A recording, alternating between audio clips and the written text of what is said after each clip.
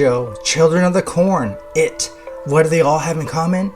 They all came from the mind of Stephen King. Hi, welcome back to the channel. Stephen King has been one of those authors who has given us some of the most horrific tales you'll ever hear. He conjures up some of our deepest fears.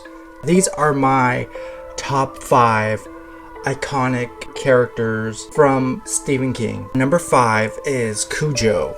Now, if you haven't heard of the book or experienced the movie, it's basically about a lovable Saint Bernard who happens to come in contact with a bat who has rabies, and it bites him in the nose. Now, this dog is humongous. It is a Saint Bernard that over time becomes, rabid and wild and attacks certain characters along the way in the story and also in the movie. By the third act, we have a mother and her little son trapped in a car. The dog does everything it can to try to get into this car to attack these two people. What's more terrifying than something that's so accepted in our homes, in our places of work, just our local parks? A canine, if we say man's best friend, there's always that possibility of it turning on you. Number 4 was an interesting choice, and for that I give you Isaac, a character from a short story by Stephen King called Children of the Corn. Now, this is a terrifying premise. We have a town known as Gatlin. It's a small town in the Midwest. And we have these kids who suddenly turn on their parents, literally kill every single one of them in the town. And they are led by this naysayer, this prophet, so to speak, Isaac. He's this individual who has brainwashed all the local kids, asked them to follow him into, the cornfields. And suddenly we have a cult. The whole idea stirs the pot and makes for great horror movie. What's so terrifying is we've never encountered a tale like this directed towards kids. What's more evil is he preaches to these kids as if they were grown-ups. It just makes for such a terrifying character to have in a story. My number 3 is partially relatable, and that's Carrie White. Now, if you heard of Carrie or you've seen some clips related to this character, chances are it came from the material. Carrie White is a high schooler. She gets bullied to the point where she's in tears a lot.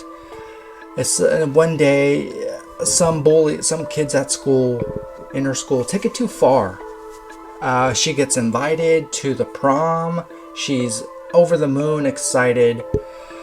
And what's so terrifying is that you push a person too far, the humanity suddenly turns on its head, and they ultimately become this whole other person. Now, we come to find out that at the prom, she is involved in this terrible prank. She flips out. She has telekinesis powers. Locks all the doors where the prom is held. She just goes on this murderous rampage. Speaking of bullying, it happens a lot, more than you think.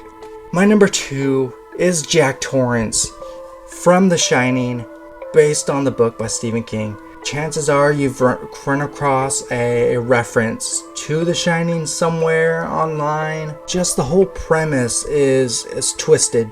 So we have this author named Jack Torrance. Him and his family are assigned to be caretakers of this hotel.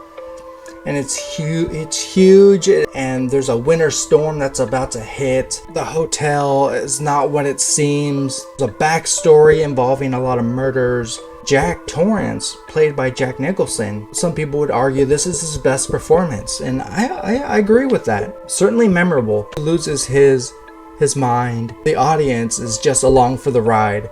The movie was directed by Stanley Kubrick, and it was phenomenal, memorable.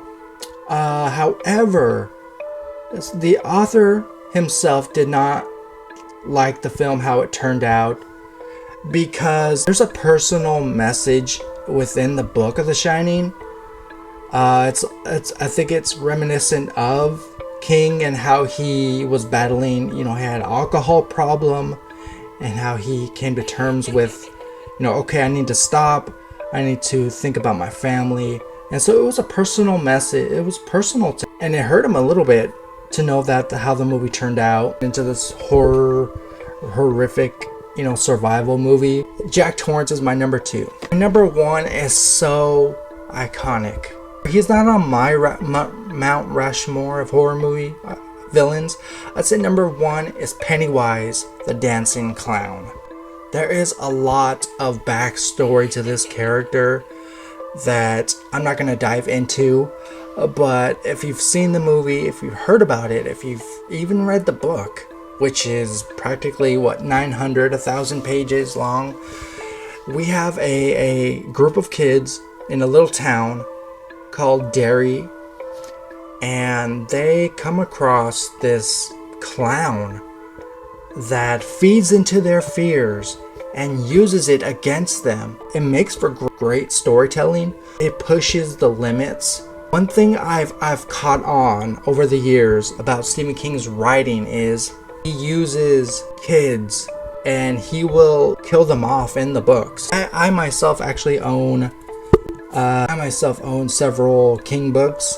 To this day, he's so recognizable through his work, through his movies. Look forward to more content very soon, all part of the Ghouls and Goblins 2nd annual event. Bye-bye. Folks, if you like this video, go ahead and hit that subscribe button. It really helps out in the long run. Dark Room Reviews, it's the place you should be subscribed to. Join the channel. It's free.